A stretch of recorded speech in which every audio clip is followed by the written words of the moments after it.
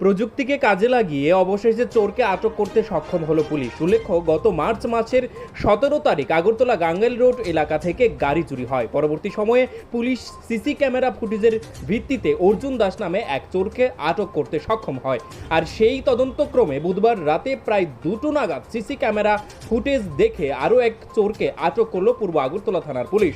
মূলত আগরতলা ওএনজিসি এলাকা থেকে শঙ্কর সরকার নামে উক্ত চোরকে আটক করা হয়। বৃহস্পতিবার আগরতলা পশ্চিম থানার ওসি পরিতোষ দাস সাংবাদিকদের মুখোমুখি হয়ে বিস্তারিত জানাতে গিয়ে বলেন, তাদের নাম আগেও চুরির ঘটনার মামলার সঙ্গে যুক্ত রয়েছে।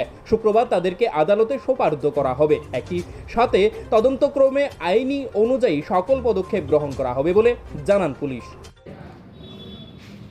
মার্চ মাসের 17 তারিখ গান্ধীঘাট চৌমুড়ি থেকে একটা 800 মারুতি কার চুরি হয়েছিল।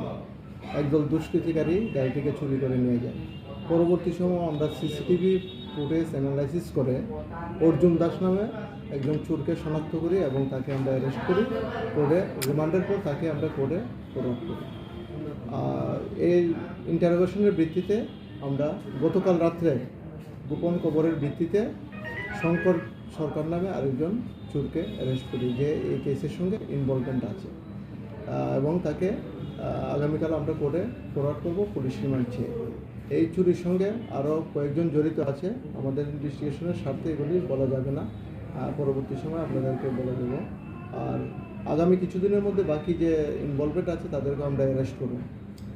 গাড়িটা কি উদ্ধার হয়েছে? গাড়িটা উদ্ধার করেছি আমরা, প্লাস এই বিষয়ে আমরা একটা স্পেসিফিক মামলা নিয়েছি, যার number 38/2024 under section 382D and 34 IPC।